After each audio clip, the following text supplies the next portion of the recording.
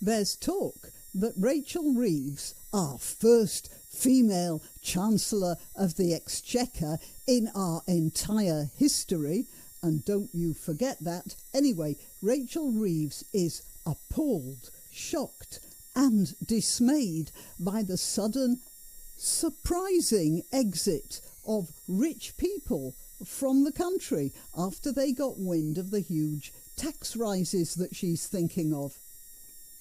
Who would have thunk it? You raise the taxes and some people who have the means not to pay them find ways of not paying them. Good gracious. Are you surprised? Well, however much you are surprised, apparently Miss Reeves is even more surprised. So, in this state of flabbergastedness, our first female Chancellor of the Exchequer in the whole of human history is being urged by her special think tank full of really, really brainy people. She's being urged to create an exit tax. Yes, they came up with the idea of imposing a tax you'll have to pay to leave the country. Now, that's just great as far as it goes, but it will require quite a lot of bureaucracy, I think, which is in itself costly.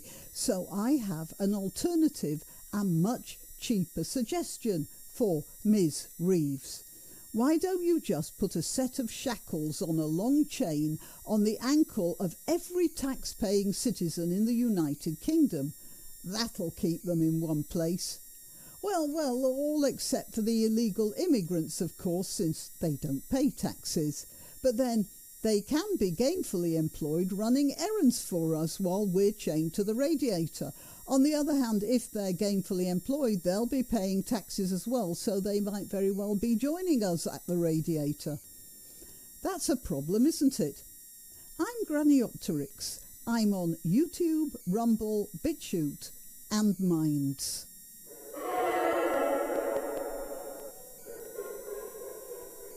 Now, you've really got to hand it to the Labour Party, haven't you? Their creativity in destruction is something to behold. Well, that and their apparently unfathomable stupidity. I'm not a think tank, I'm not an economist, and being a writer, I'm not even a high earner. However, even I can see that if you impose an exit tax, you might catch a few on the way out, but you won't catch any coming in because no one will be coming in. And finally, the source of other people's money, as Margaret Thatcher put it, would dry up. Yeah, it might stop people of relatively low wealth for heading off to sunnier places, but it won't stop the really super rich ones, and they're the ones who pay all the taxes.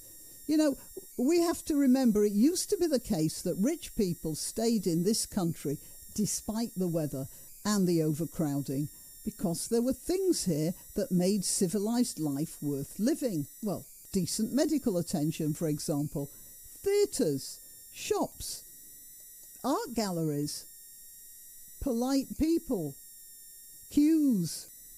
Well, now you can sit on a sandy island somewhere far away and get long-range medical attention, widescreen displays of theatrical performances, all the shops in the world right on our browsers, and we don't have to shove our way through crowds and get shoved by some Afghan migrant intent on stealing our Rolex. So why come here and pay the sort of taxes the Labour Party are thinking of?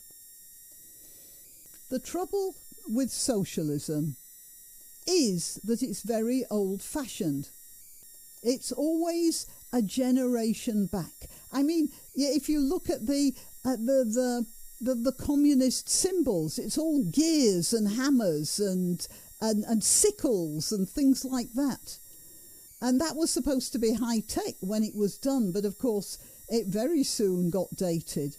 So socialism is always unprepared for the changes of a high-tech world.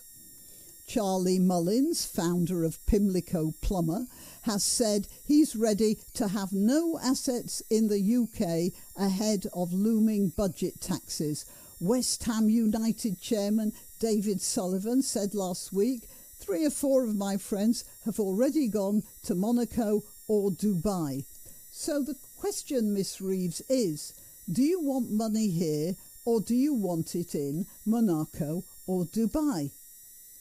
Because I would rather think that if wealthy people are here, they may use hedge funds and trusts and, that sort of thing. But in the end, they do pay some tax. Whereas if they're in Monaco, they won't be paying any tax at all. Well, not to the UK anyway.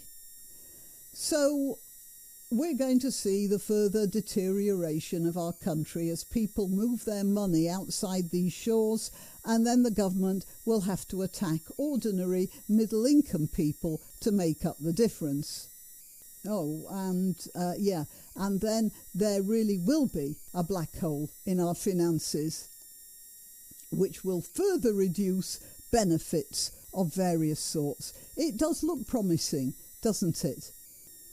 And mind you, there is an escape from all of this, that I can offer you some hope here. The government are also now discussing the idea of what they are pleased to call assisted dying. Yeah, that's assisted suicide to you and me. I reckon the way things are going, there might be a lot more British people taking up that idea.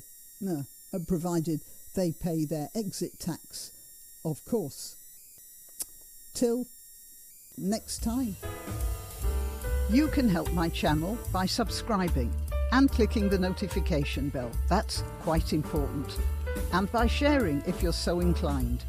Links to my other channels and to donation methods are in the description. But the best way you can help is simply by clicking like and notify. Thank you.